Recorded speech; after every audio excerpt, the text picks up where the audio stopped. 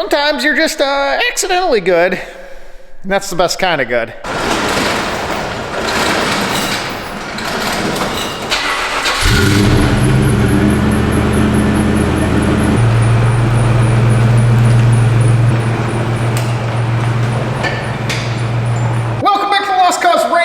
We are back at the shop. The weather's finally moving in the right direction. Well, kinda. Which means it is not below freezing, and without electricity, we didn't have heat this winter. Today we're gonna start fixing that. Look at this corner. Looks awful clean. Don't mind the stuff behind the camera. But this looks good. We have collected some of our supplies needed to wire up the old Land Rover shed. Last fall, you'll remember we ran our underground service, and we have some big enough wire to use our 200 amp service panel. So we'll have 200 amps, 30 spaces, plenty of outlets. As you can see, all the 110 outlets will be of the 20 amp variety. We also have some of our 50 amp 220 plugs. We'll probably add some more of those. We got a variety of boxes, staples for our Romex wiring, some chooched out gloves. So the 12-2 will be used for all the 110 outlets. We're gonna need more of that. We're gonna need some 6 gauge for the 50 amp 220 plugs. But we're gonna wait until I have those mounted so I can measure the length needed, because like everything else, that's gone up quite a bit, and that 6 gauge is gonna hurt the old pocketbook a lot. So we will be wiring the majority of the shop with Romex, because after we are wired up and insulated from the ground up 8 feet, we will have OSB sheeting, and we're using OSB so we have unlimited mounting options. So we're gonna start off getting the 110 outlets in place, and for those we're gonna have to build some 2x4 spacers.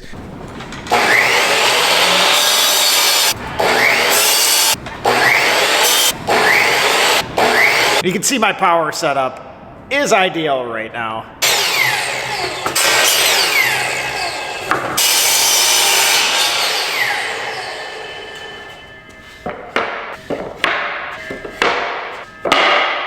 So to help visualize how many outlets,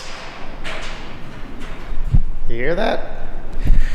So to help visualize how many outlets and circuits and whatnot, I made a little layout of the planned electrical, including the lights and the mezzanine that'll be up there. And I went ahead and bounced that off Bob on here to make sure I was in the right direction, because I'm an electrical newbie. Just wanted to make sure I was in the right headspace on my thinking and supplies needed for this. Luckily, we're out in the county and we have 0 inspection on the electrical. No permits needed or anything. We're kind of in the wild, wild west, the wild, wild Midwest. That doesn't mean I don't want to do it correctly. There's a fair amount of money stuck in here, and I want it to be usable throughout my life here at the ranch. So like I said, blank canvas, now's the time to do it right. We're not gonna shortcut it, and we're not gonna make it a safety hazard. On the electrical side of things, at least. But I do wanna say a big thanks to Bob for letting me bounce some ideas off him. It was tremendously helpful on getting me in the right direction.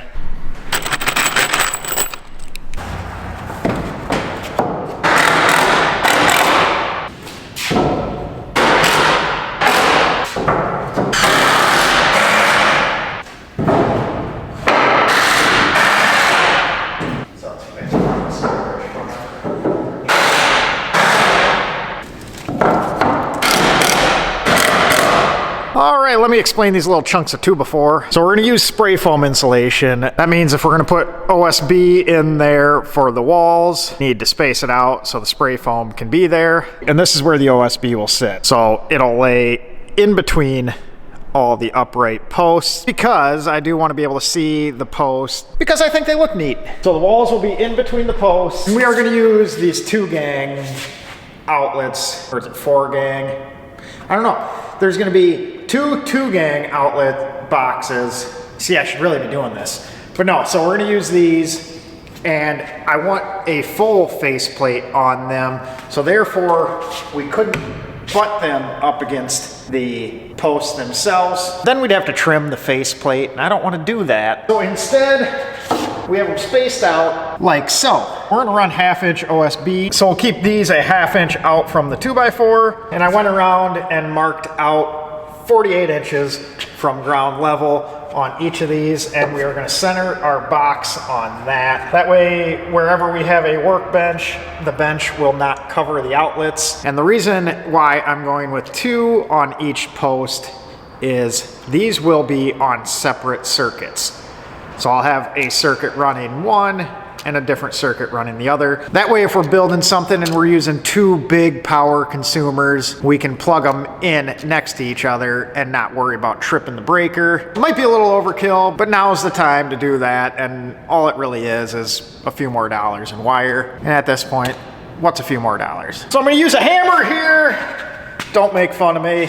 It's not one of my skill sets.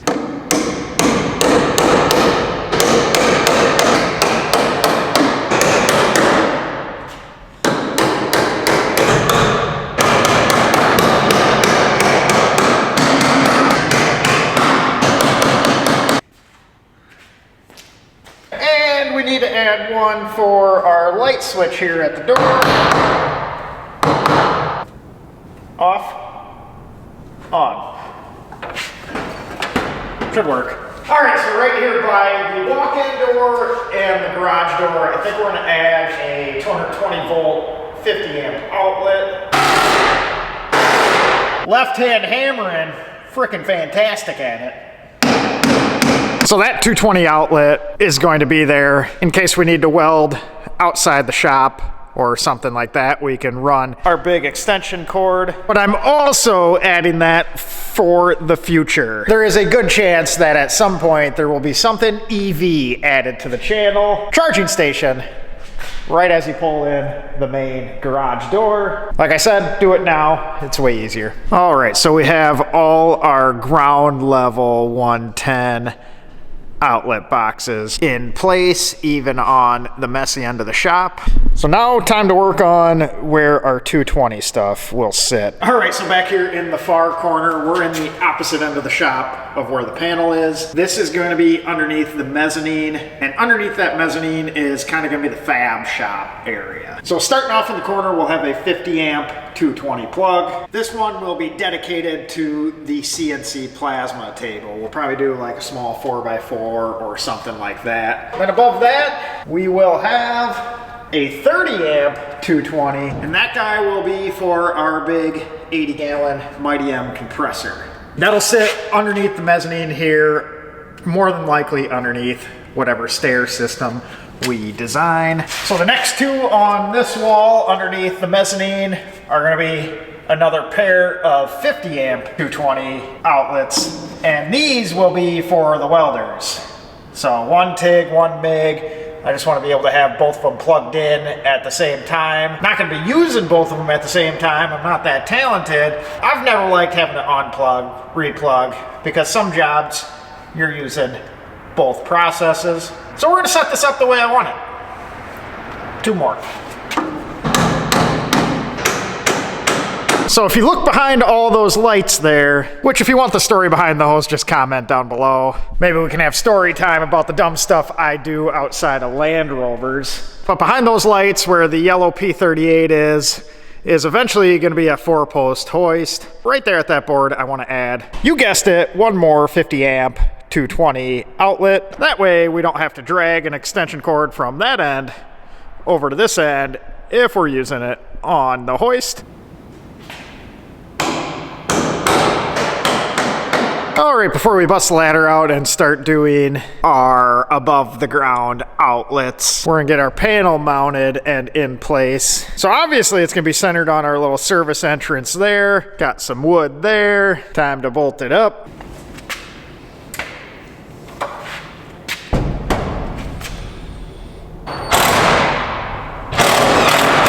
So panel is mounted. For most of the 110 stuff, we're probably gonna run it out the bottom along the top of that and loop it up, loop it back out, and so on. We'll have to extend our little PVC up and do a little knockout right there. We got some extra there. That's kind of painful because I think that was like $7 a foot. So what'd I waste? 1, 2, 3, we'll call it 4 feet. Nothing like tossing $30 in the trash. And it's aluminum, so it doesn't even scrap out that well. We're splitting the shop into separate circuits. We're gonna have 2 that come out of the panel and run along this wall and the back wall, and then 2 that run along this wall and the front of the shop. And for the first outlets in the circuit, we are running GFCIs, and then the rest will be kind of tagged off that. So all of the outlets in each circuit will have the GFCI protection because the first one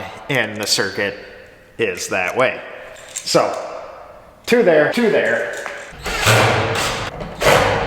So with these, the rest of the circuits in the branch, I'm not sure if branch is the correct term, but it sounds good. But the rest of them behind that will be protected. So we'll have 6 outlets on each circuit on each side of the shop. That makes for a total of 24. So we can plug 48 things in at once. Probably can't, but that's our capacity. So these will be our switches for the main lights in the shop. I'm gonna split it up into 2 zones. We're gonna have lights off the first 2 trusses and then the second set of 3 there. So one switch will do these 2, and the second switch will do these 3 along with the lights underneath the mezzanine. That way, if we're just coming in and using what will be the wash area or just pulling something in and out of the front of the shop, we'll be able to just turn on those and leave the back dark.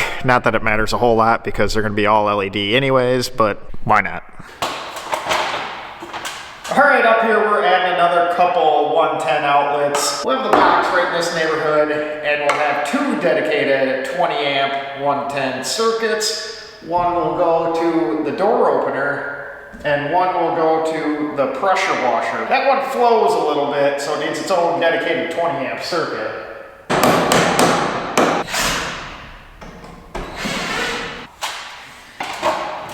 So we are up here on the mezzanine level. The mezzanine floor will be somewhere in the neighborhood of this 2x4, which if you look around is that one there. So while we're setting up the wiring for the rest of the shop, I want to get the first outlet in place here. So we made this little angled piece to go on the brace, and our box will go to the side of that. So the mezzanine is gonna have a couple different rooms, so I don't wanna lay out all the outlets yet. But I do know that this area right there will have a little open deck that looks down to the rest of the shop. So we know where that's gonna be. Then there's gonna be an office and a bathroom and a little landing area for the stairs. But if we get that outlet up, we'll be able to run our wire for the circuits there and then branch off for the rest of them from that. So we'll at least have the bulk of the wire ran from the panel. I'm gonna try and do this without falling because that would be ideal. This hand's kind of worthless, to tell you the truth. I'm what is the opposite of ambidextrous. Weirdly enough, those ended up to be about the same exact height, unintentionally. Sometimes you're just accidentally good, and that's the best kind of good. All right, so over in this corner up near the ceiling, we have one more 110 volt, 20 amp circuit, just a single one, going right about here. So the building's 48 feet long. And up here you can really hear the echo with nothing insulated. Sorry about that. But we were probably gonna do a 40-foot radiant tube. So the end of it will be somewhere in this area. So we'll be able to plug into it right here. All right, we have a few single gang outlet boxes. And all of those are gonna go on the end of the trusses near the walls. And these will operate off of those switches to operate the lights that will be installed across the bottom of the trusses. I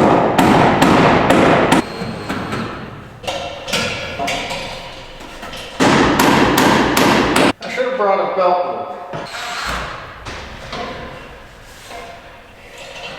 So we have all of our light outlets in place, with the exception of that one right over the door because the drum of the door is in the way of putting the ladder up there. So we have a special tool we'll probably use for that in the morning. But for now, I think we're gonna slap some of the breakers in place just to see what we're working with. And once again, it is sunny out, so you know what that means. Number one employee came out to check things out a bit. She always wants to know what's going on in the shop construction, don't you, Sasha?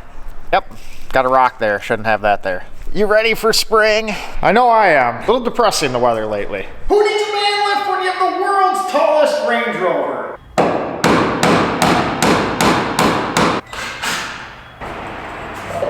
Up on top of the camper here, we can kind of get a bird's eye view of my disaster. Look at that. But no, we have our outlets in place, panel up, and we're starting to be in good shape. We also have our new lights on the way. Once we get these guys wired up, we'll be able to mount those. And speaking of getting our wire up, we're gonna measure out and see what we need to go grab at the old Menards. Not looking forward to spending another $1,000, $2,000 in copper, but can't really get around it. Today was kind of a fun one, laying out where everything is gonna be. Monumental moment for us here at the ranch. But yeah, appreciate you guys watching, appreciate you subscribing. We will catch you on the next one, and that will be burning up a few $1,000s worth of copper. Have yourself a good night. Now I just need to get down from here. And I guess we probably need to get that part of the wire hooked up too.